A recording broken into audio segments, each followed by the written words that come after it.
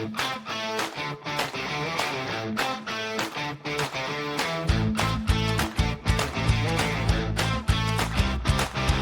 afternoon, everyone. Welcome to this information session. My name is Christine Dacey, and I'm the CEO of the Churchill Trust in Australia.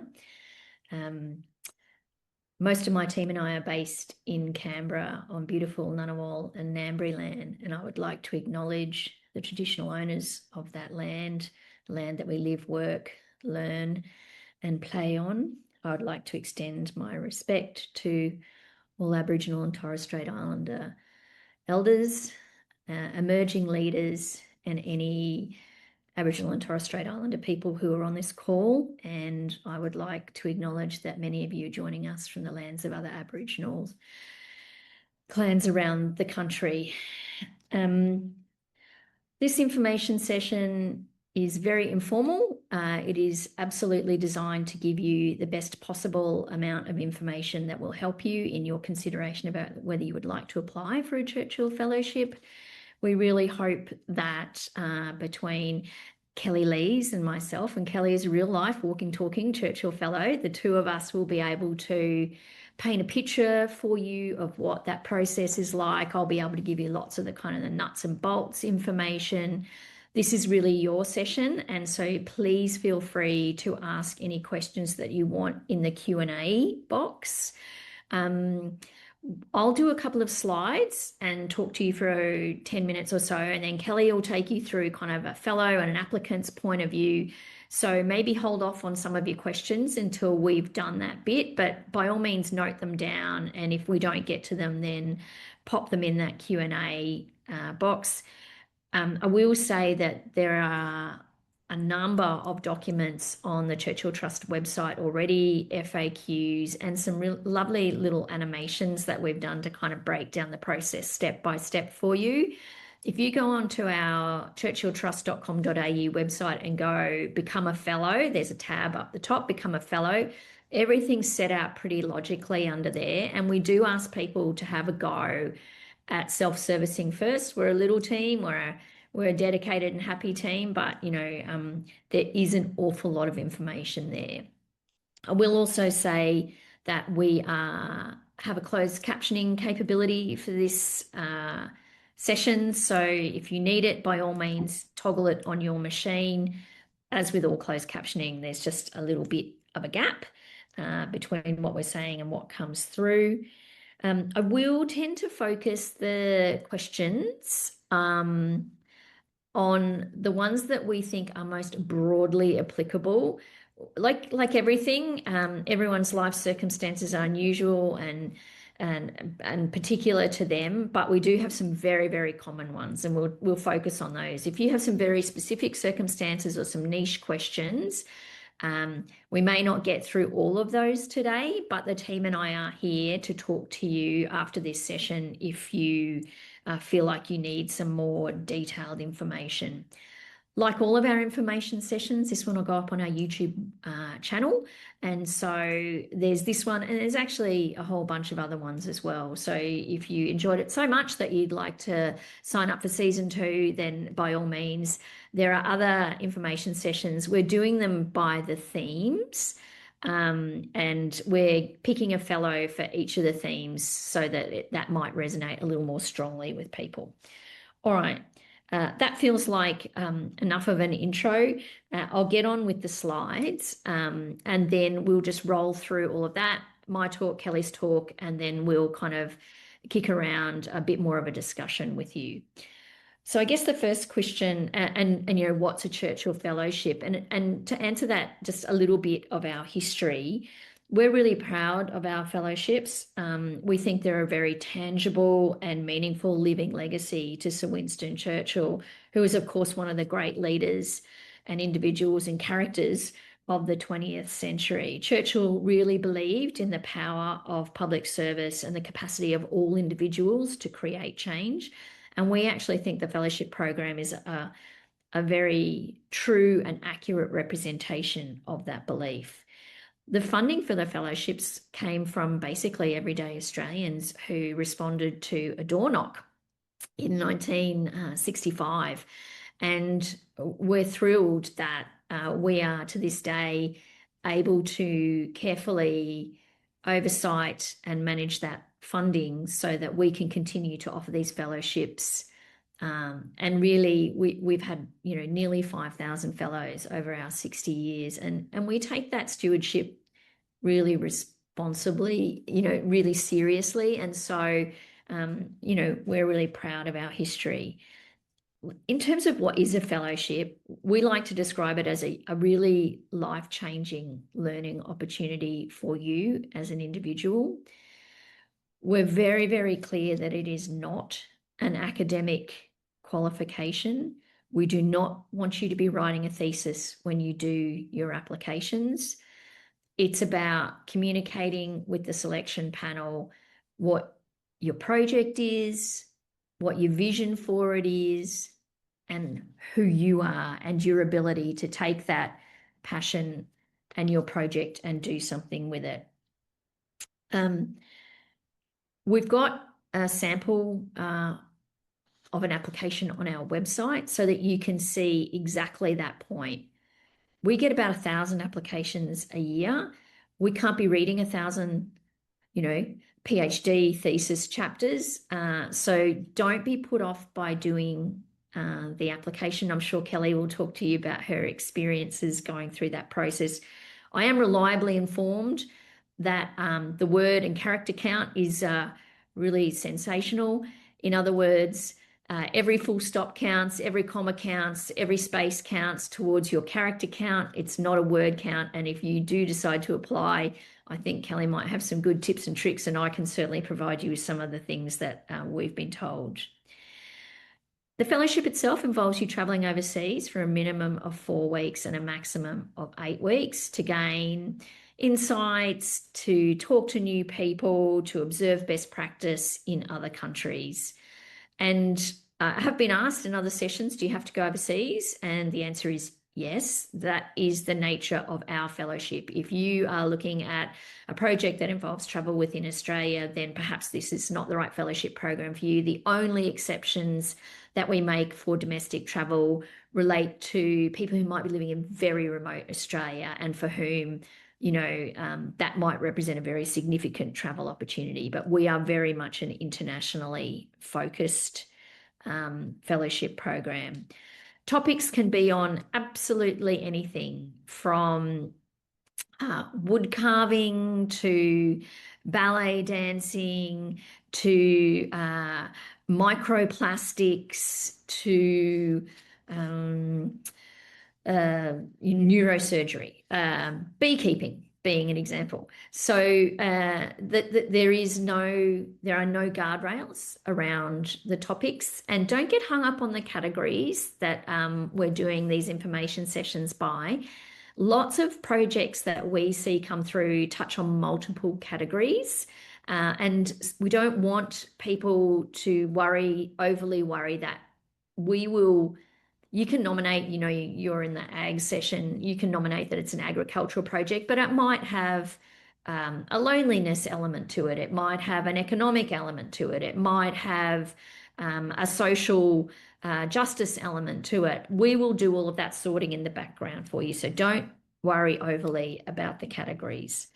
And I guess importantly, the fellowship, once you complete the travel part of it, means that you become part of the Churchill Fellowship alumni, which is an incredible group of people doing amazing things. And there is quite an active alumni network of fellows across Australia through our Churchill Fellows associations. Again, if you go onto the website, you'll see some of their work. So the fellowship is life-changing. It's not an academic qual. It involves travel overseas.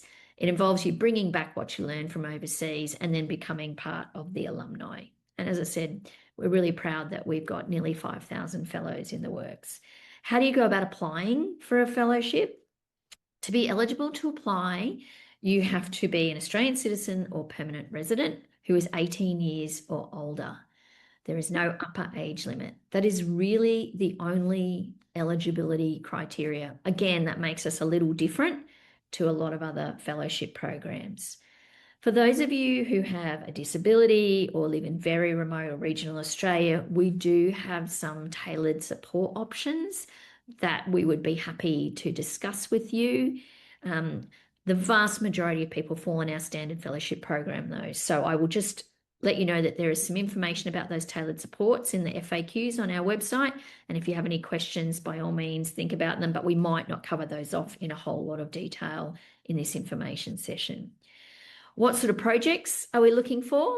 Well, I told you they can be on absolutely anything. And the key focus, though, is it has to be an individual project, can't be a group project. And the one exception to that really is we have a category called joint fellowships, which are specifically designed to be looking at Aboriginal and Torres Strait Islander issues and to have an Aboriginal and Torres Strait Islander person who may work jointly with another Aboriginal and Torres Strait Islander person or a non-Indigenous person. But that category is a very specific category for a very specific purpose. For the vast majority of people, individual projects, individual fellowships. Your project does have to be self-contained. You must be able to demonstrate that it will benefit the Australian community, and community can be however you define it. It might be your local beekeeping society, it might be the whole of a state, might be the whole of the country, and in many cases, it might even extend beyond Australia, but it is about bringing back a benefit for the community, and it's up to you to describe that community to us. Let me stress again, this isn't just a trip overseas. It's really a big investment in your big vision and your big swing at making a change in the world. A good tip, though, is to think about why do you need to go overseas to make that argument for us, because lots of people would want to go overseas. And when you have 1,000 people applying every year, the most compelling cases are the one who can explain to us why they need to go overseas to learn something new or pick up some new piece of information or approach to something as well. I will just let you know that we have some sponsored fellowships, and in particular in the ag sector, we have quite a few really fantastic sponsors, including 2 new ones this year, the West Australian Agricultural Research Collaboration and Seed Lab. Don't worry yourself unduly about them in terms of the application process. If you think your project might be a good match to some of the sponsors that we have, by all means, there's an opportunity on the application form to let us know. Don't worry if you don't tick the box. Don't worry if you tick the wrong box. Don't worry. We will sort all of that sponsorship matching out for you at the back end. And Kelly was, in fact, a sponsored fellow, and she can talk to you about how that looked and felt to her. All right, couple of application tips. As I said, it's a very competitive process. And so really, you've got to put your best foot forward when you're doing your application. Some things that we're looking for. Why is this project important? And why is it important now? You know, some things have a moment in time. So be really clear about what's your most compelling argument. Benefit, I talked about who's it going to benefit, how's it going to benefit them, what community are you talking about when you're talking about benefiting the community. I'll just park the itinerary one for a second. Why you? What makes you the right person to deliver this idea? I've got lots of interests, but can I do something with those interests? You know, it's one thing to be passionate and engaged and enthusiastic, but it's about the so what at the end of that. What are you going to do with that? What skills and capabilities do you personally hold that would allow you to go overseas, learn something from this, and then come back and do something with it?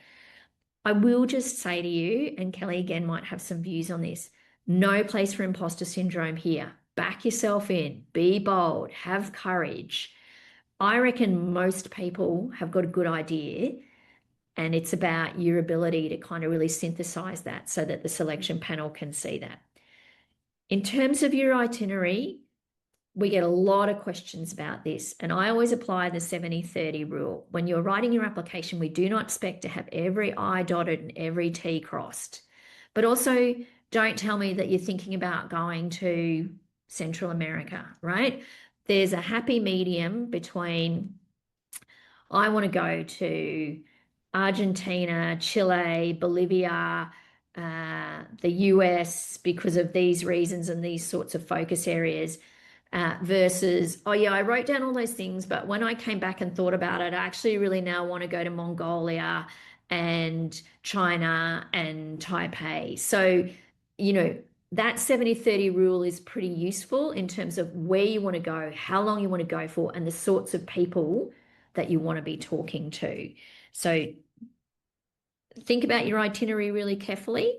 We'll give you some wiggle room, but if the panel selects you, they're selecting you on the basis of what you put in your application. So we can't have wild variations at the other end of it. We're going to do some Q&As at the end, and I'm conscious that Kelly's yet to speak, but a couple of the really common ones I get asked is how much is the fellowship worth? And the answer is in 2025, the average cost was $37,900. And most fellows are very comfortable that they can manage their fellowship with the amount of money that we provide. The amount of money we provide will vary depending on how long you're traveling for, where you're traveling to, but it covers your airfare, your accommodation, your reasonable travel costs, and other things that we agree. So when you're putting stuff in your application, have a think about all that. I would discourage you from just putting large conference fees in there. They do not make a compelling case to the interview panel. By all means, if there's a panel, if there's a conference and you really want to go on, it's important and you can justify it, put it in there. But I have seen many an applicant fail by just saying, oh, I just want to go to this conference and network, right? There's got to be more to depth to it than that. Do you need any qualifications? Absolutely not. We're incredibly proud of the fact that you do not require academic qualifications to do a fellowship. I've already talked to you about the sponsored fellowships. Be aware of them, particularly in the ag sector, but do not be overly alarmed about them. I'm just going to close off by giving you the key dates. The applications open at 9 o'clock on the 27th of February and close on the 5 p.m. on the 30th of April. We shortlist applicants and then interview in May and July. Those interviews the final interviews are in person, and that is a non-negotiable. The dates for the interviews are up on our website. So go have a look at where you are. We interview in the relevant state capital that you are in. And believe me, I've had people in the past from Northern New South Wales say, can I do Brisbane and not Sydney? Unfortunately, we're kind of a federated model, and so we do work pretty hard on that state-based approach. You won't be out of pocket getting to the final interviews. In the larger states, in particular Victoria and New South Wales, there will be an initial interview if you're shortlisted by Zoom, and then final interviews are in person. Everyone else is in person. And the reason that in person is so important to us is if we thought we could do everything by Zoom, we wouldn't bother sending anyone overseas, right? We are a totally human being to human being, face-to-face, immersive fellowship, and it starts at that interview process. I am absolutely convinced that Kelly will have some fun stories about what it was like to walk in for her interview. So I'm going to stop talking now and hand over to Kelly Lees, who is a 2024 fellow. Thanks, Christine. Welcome, everyone. I think if you guys are here in this session, then you have something valuable that you think is worth considering to apply for a Churchill Fellowship. And the thing I'd say to you was, absolutely, you should apply for a Churchill Fellowship. Don't just consider it. You should do it. It was life-changing for me, and it was sort of on my radar a little bit. I'd just been through a big upheaval in the beekeeping industry, so I did a beekeeping fellowship, and basically I'd been managing Varroa, and lots of things were happening in that space, and I thought, I need to go overseas and look at this where they've been managing it for a while, and so I decided to put in an application. Everyone, as Christine said, has something valuable to offer, and you should back yourself, because you don't need quals. You just need to be someone who is curious, who's passionate, who has something new to say about something. It doesn't matter if, someone's researched that before. What matters is that you have something new that you can add to that. Now, the application process, it's a really interesting process. It is online, so it's a form that you fill in. And Christine wasn't joking about the word count. That it's not a word count, it's a character count. And those characters, they count. Some of the questions that they're asking you, you got very few characters in which to answer that question. So the thing I'd say to you is, before you start filling in your application, have a look through it, because you can look through it, read the questions, see what they're going to ask and what you have to answer, and then do a few drafts of what you want to say and get your character count perfect. I don't think I wasted one character. Now, usually I'm really pretty strict with my grammar. I think I left out commas and full stops because I was like, no, I need this word, I need that character. So you really do need to think about being very clear about what you want to say. And I think that's the key thing, is you want to distill what you've got to say to its absolute core, its absolute essence, right? You don't want to waste words on superfluous, talking things up. You want to get straight to the heart of what it is that you want to investigate and why it's important. And I think that's really key. As Christine said, you don't need to have a degree. You don't need to be the boss of your company or the boss of anything, really. What matters is that you believe in your idea, that you think you can contribute to your area of expertise or interest or passion, and that by going overseas and meeting with people, you can do something really important in the Australian community. That there's a video pitch in the application as well, and that also is quite short. It's 60 seconds. So they are asking you to sum up your project and project who you are and why you're good for this project in 1 minute. That is not a lot of time, okay? But the thing to remember is, it doesn't have to be polished. They're not looking for, great production values. They want to see you and get a sense of who you are and how you can communicate in a really clear, concise manner what your project is and what you can bring to that fellowship. And I think that's really, really key. Titles, all that stuff doesn't really matter. What matters is that they can see you, who you are as a person, and that you have something unique to bring to that question that you're asking about what industry you're working in.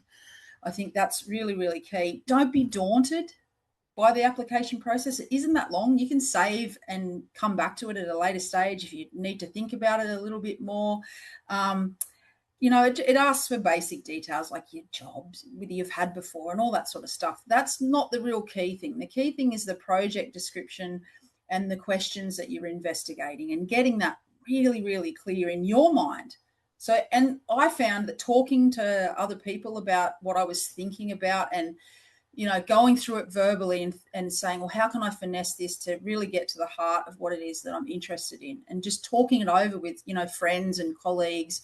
Think about this. What do you think? And so sort of really working with other people to think about it. Even though it's an individual project, I think bouncing your ideas off other people is really, really important. That's sort of the online application process. I don't know whether Christine wants me to talk about the interviews, but if you do happen to get through, and you may very well, that's the thing, right? You just don't know. You don't know whether your project's going to get through, but if you don't apply, you won't know. And that's the key thing. Put in that application, even if you're a bit unsure, you should do it. So the interview process was really interesting for me. I had 2 face-to-face interviews and had to travel to Sydney, and a smaller panel first off and then a big panel. I come from an education background, so for me, speaking to groups of people is fairly comfortable. But if you find that nerve-wracking, there are people there to talk to you beforehand to keep you nice and calm. And, it's not an intimidating environment. Those people are there to help you. They want to give you a Churchill Fellowship.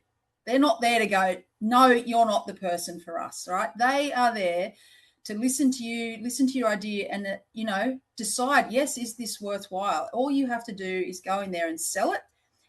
It's also very strict time limit. You get 15 minutes. There's a panel of 3, and the last interview had a few more for me, and they just will ask you questions. And really it's about articulating, in face-to-face, as Christine said, people, really important. It's just about articulating the core of what you want to investigate. And the thing that the interview does is they might have questions. So they've looked at your application, they've gone, yep, we think this is a worthwhile fellowship journey. let's talk to this person face to face and drill down a little bit into what they're thinking and expand a bit more. So they might ask some questions around anything that they might be a little bit unclear about. And that was a really great process. And it was, they were all former fellows or, people involved with the Churchill Trust, and very lovely people. So, just think about it as going in there to have a conversation. It's not an examination, it's not a test. It's just having a conversation with people who are interested in what you have to say as a potential fellow. I'm not sure how I'm going for time, Christine. You're going great, Kelly. Love that story. Kelly, how many times did you practice your 60-second video pitch, which is actually only 58 seconds? Oh, it's mine 58 seconds long. Okay, there you go. Look, I won't lie. I'm pretty experienced in making videos and stuff like that. So twice. That one that I submitted was my second version. The first one I mumbled over myself and tripped over my words and went, well, that wasn't very good. I could say that better. And I had another crack. But honestly, it doesn't matter if you do it 20 times, right? What you want to do is make sure you just have your really clear, you want to communicate who you are as a passionate person, a curious person, and what your project is, that just the core values of what that is and why it's important. That's the key, I think. And I think both the video pitch and the tight character limit on the application are designed to really instill a discipline on people about being able to communicate quite often very complex topics very simply, the elevator pitch kind of thing. Yep. And they will both help you if you are selected for an interview to be really capable of telling your story really well. Absolutely. What they want to see and hear from you is the kernel. What is the true heart of your idea? Yeah. And I think that tight limit does actually force you to think about it really critically.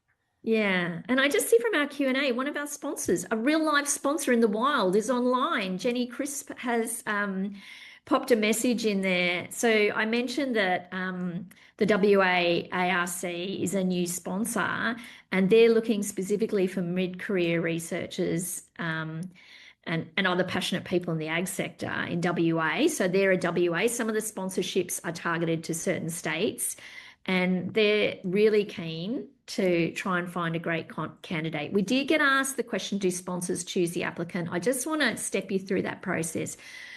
The selection panels are made up of cross-disciplinary people who all volunteer their time. So you might have a youth worker, an artist, a doctor, a lawyer, someone from the ag sector. So they make recommendations to the boards. And when we find suitable projects, we will then go and talk to the sponsor to make sure that there's a good fit. Sometimes we can't fill all of the roles from sponsors. And so the sponsors don't reach in and choose people from the pool, that the panels make the recommendations, but we work really closely with sponsors at the back end. So I hope that answers your question.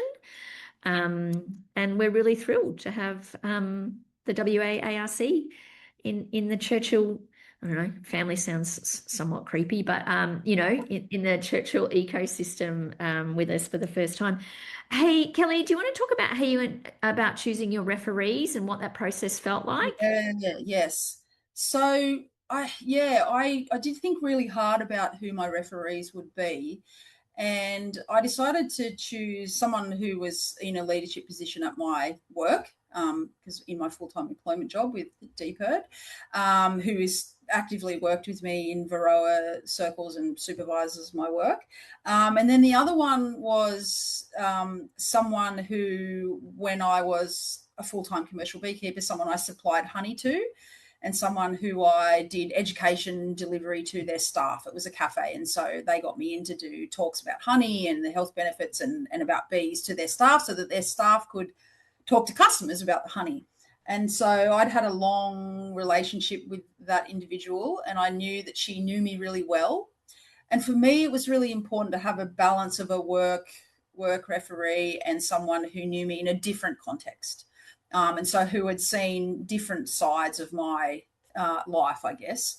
And that was really, really critical. I feel on reading the references that they gave me, that the references were a really key part, because I think it helps the panel and the selection people have a look at you from a different perspective, how someone else sees you, and why they think that you'd be a good Churchill Fellow.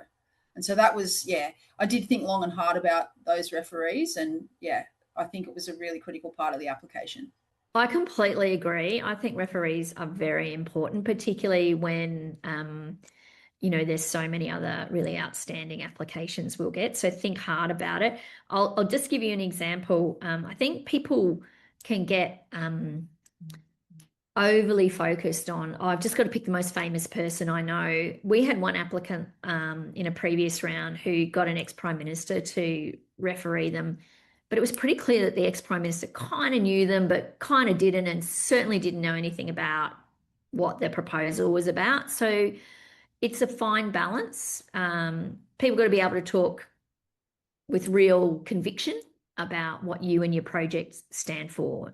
We do ask, and we will require from you that you get your referees in 48 hours before the closing time. I know that sounds mean, but actually we're doing it to help you, because it's really a big part of the process. And I know that no one on this Zoom call would do it, but a lot of people leave the final drafting of their application to the last day.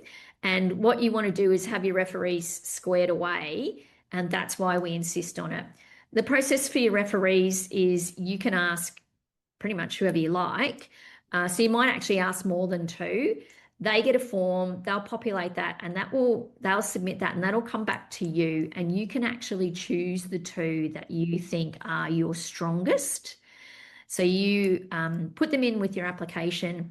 A tip that I will give you is, people think, oh, I've uploaded the file and that's all good. You actually have to hit the submit button after you have included your referees.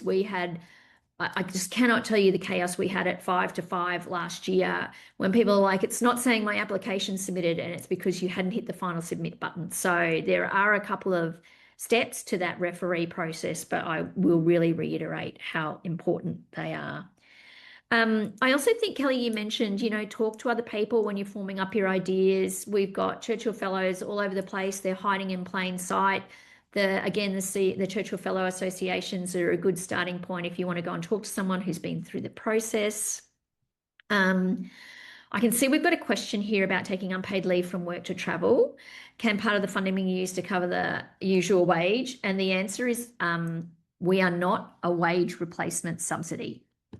We're a small charity who manages its money, and I want to be clear that the payment you get will be for your fellowship. It is not your wage. So for self-employed people, that means really taking stock of where your business is at, where your life's at.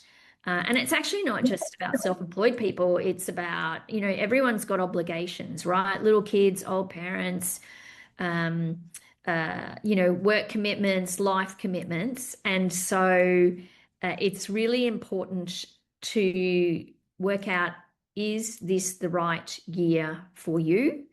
And what arrangements might you need to put in place? So for people who've got full-time jobs, they will have to tap into their leave. They'll have to get their boss's agreement, including in some cases where there might be sensitivities about publishing reports and findings, because we do have a requirement about publishing a report at the end of it. But for people who are self-employed, I think they need to think that through pretty carefully, because the fellowship payment will not cover a wage replacement for you. I don't know, Kelly, we might be getting the cart before the horse, but did you want to talk about your feelings of writing up your findings when you came back?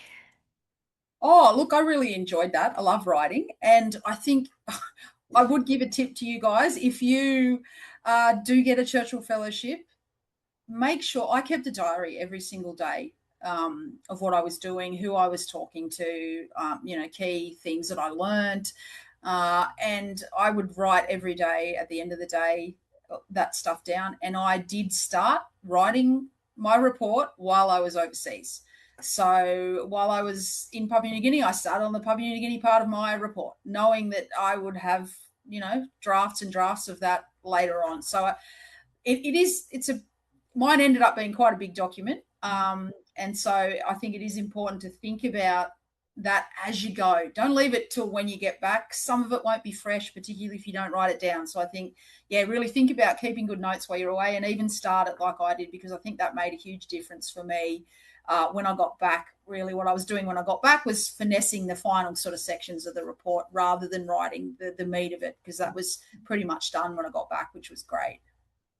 And Kelly, just from my recent experience, I was doing a bit of travel for this job, and I just used like a transcription service. I used ChatGPT at the end of every day to just kind of belt in, my rough, on the spot things, and just said, turn this into a note.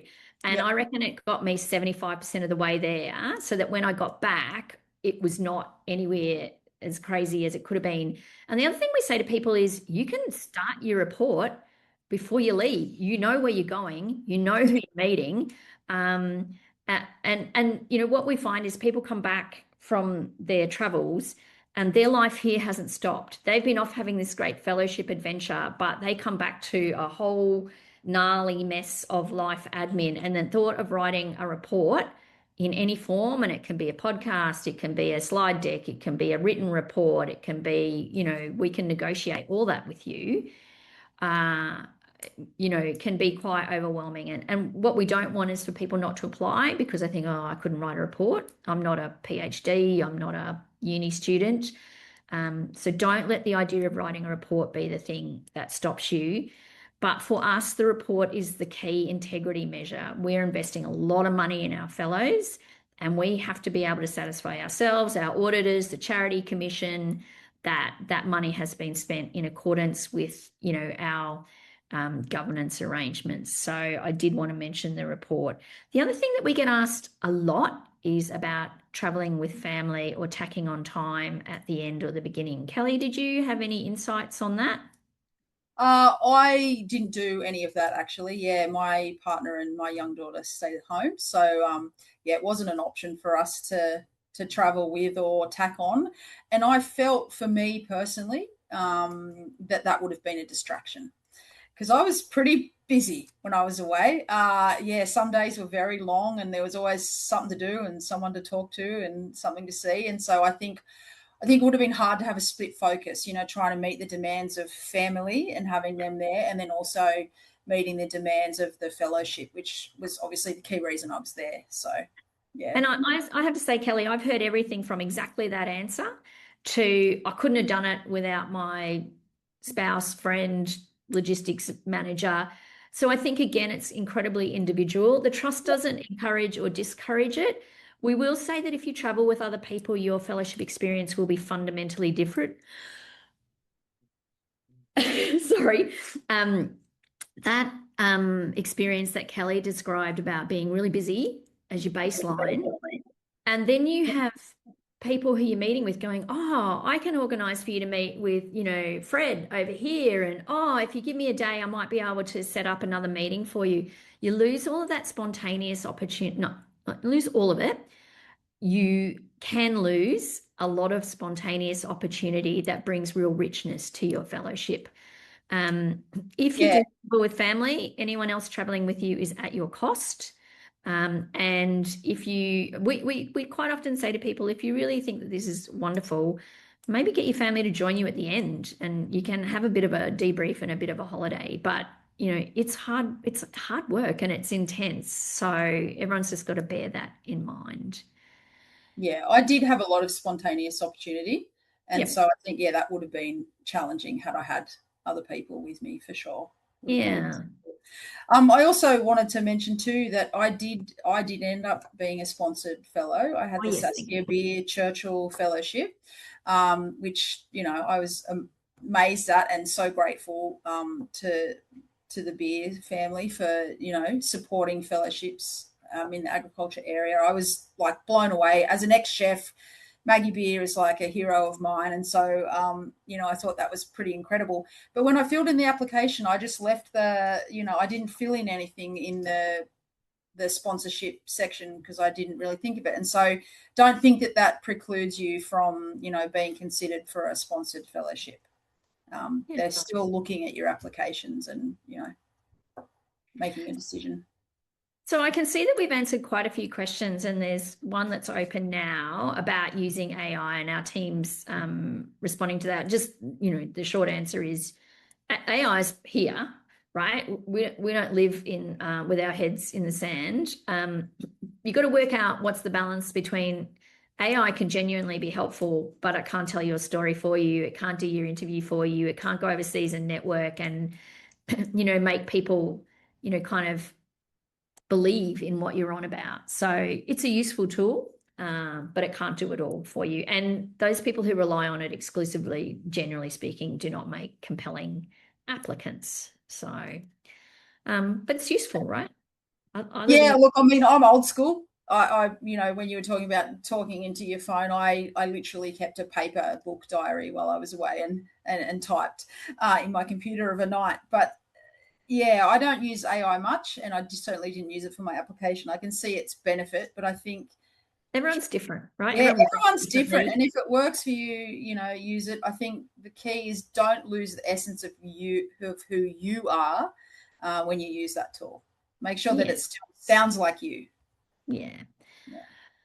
We got to a point yesterday where we didn't have too many open questions. Look, the difference between a sponsored and a non-sponsored application is there's no difference to you. Don't worry about it. Do your best application. If you see a sponsorship that looks right up your alley, tag it, but just don't worry about it. Like, that's for us to sort out at the back end.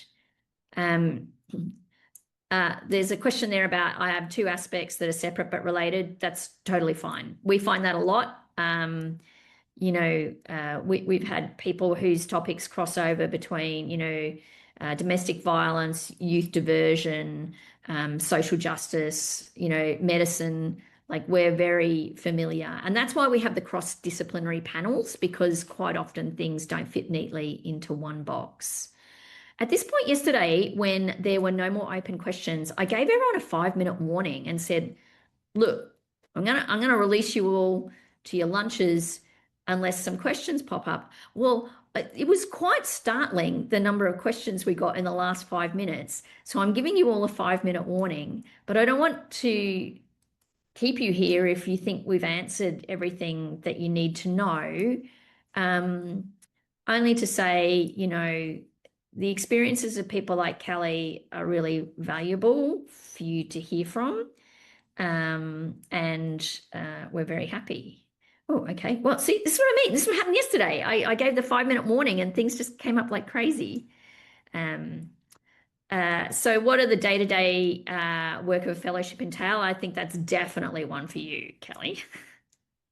Yep. So for me, I traveled to 3 different countries: Papua New Guinea, Thailand, and South Korea. And I was primarily based in a city or town in each of those countries. And then I was traveling out from there to meet with different people. For me, on a day-to-day basis, I was in beehives nearly every day, apart from travel days. So I spent a lot of time in the field working with other beekeepers. But I also spent time outside of that, talking with researchers, talking with local beekeepers, those sorts of things. And I think what Diane said earlier is it's good to be open to spontaneous things that happen. You might have in your head a really kind of definite plan about what you want to do and where you want to go and who you want to talk to. And then someone else goes, oh, well, I know this person and they do this and that's related to what you do. Do you want to meet up with them? And so I think it's really important to leave time in your itinerary for those unexpected occurrences where you get to talk to someone you didn't expect you'd get to talk with or work with them. And so I think that's really key. But I would say I was pretty flat strapped. Kelly, would you recommend that state to everyone, or would you say perhaps schedule a rest day or two in there like a normal person? Look, rest days are probably advisable. Yes, they really are. And I will say that I did get quite sick in Thailand, and I think it was probably to do with going a bit too hard. So our expectations are a normal 5 working days weekend. Like, it doesn't have to be Saturday, Sunday, but it's okay to breathe and do a load of laundry. And if you're, in Beijing to go and see the Forbidden City. You know, this Yes. is a great thing. It's a very serious thing, but we're not robots. We are No. allowed to actually Yeah, have I a did have some fun times as well. I went and visited some elephants in Thailand and did some, nice walks and stuff like that. I definitely had some downtime, but yeah, I looked back on the versions of my report and stuff like that. And, when I was entering data that I was collecting, and some of them were, late at night. yeah. But yeah, you don't have to do that. That's just my personality is to Yeah. If you're visit. traveling somewhere where you need a translator, we will absolutely fund the translator. You have to put it in your application though, and we'll work with you on that. And I just think, in terms of researchers, in terms of PhDs, this is not part of your PhD. We are very clear about that. PhDs get supported through universities and all sorts of other grant programs. We're not saying if you're a PhD, you can't do it, but this is separate to any PhD activities that you're doing. Kelly, you see there's one there. How did your trip benefit the community and how did you describe your community? Yeah, so I'm a beekeeper and educator. So I work for New South Wales Department of Primary Industries. And so my community, I was looking at the beekeeping community. So in terms of that, looking at beekeeping industry, which for me is all recreational beekeepers and all commercial beekeepers in Australia. I'm based in New South Wales, but what I was interested in was looking at parasitic mites of honeybees, and that's applicable to all states in Australia, not in WA yet, but Varroa is in all of the eastern states now. And so that was my community, was the beekeeping industry. And so I made that clear that was the community which I was focusing on. And really, sorry, what was the other part of the question? I lost my train of thought.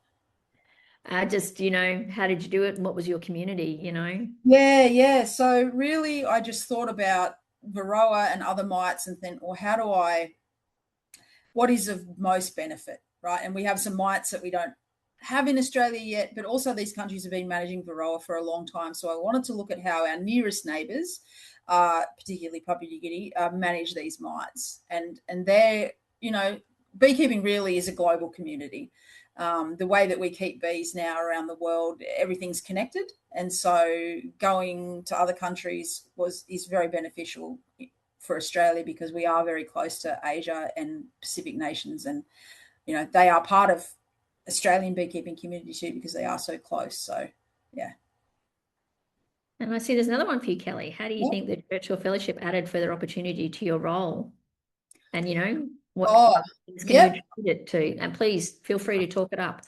Yeah. Look, I mean, it's been a life-changing experience for me, I will say. I worked with some really, really well-rounded and well-known bee researchers overseas. And for me, that was just mind-blowing. I am a science-minded person who doesn't have a science degree. And, I was really interested in research and in particularly how we detect this mite called Tropilaelaps that isn't in Australia yet. And so a lot of what I was doing with beekeepers was running experiments, trying to figure out how we detect this very small mite that's much more problematic than Varroa.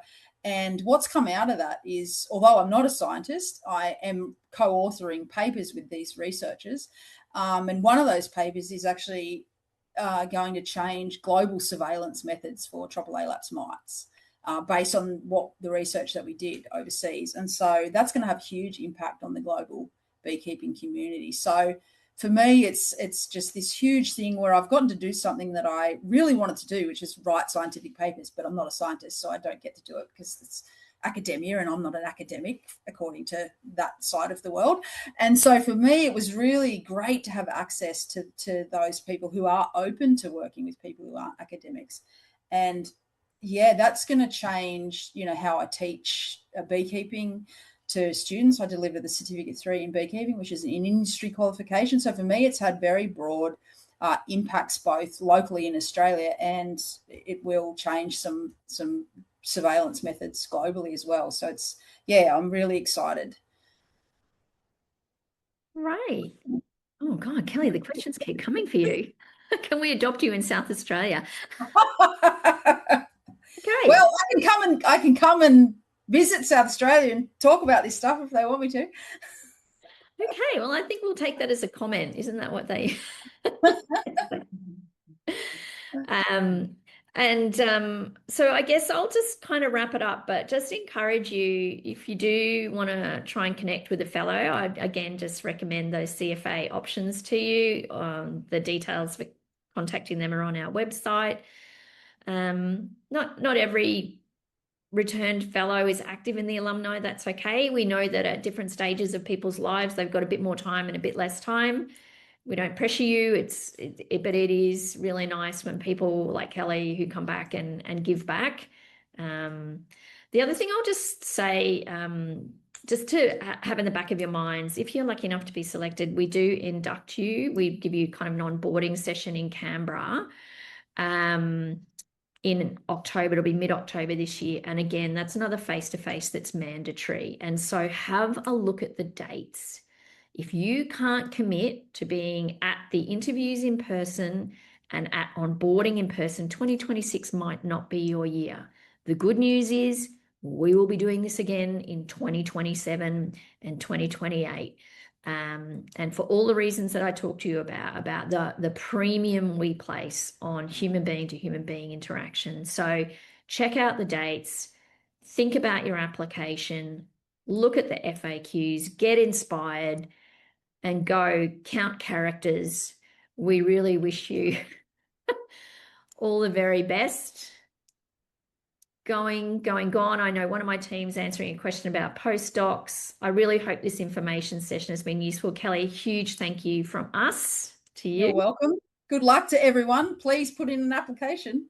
And we're really looking forward to some absolute bangers. Thanks, everyone.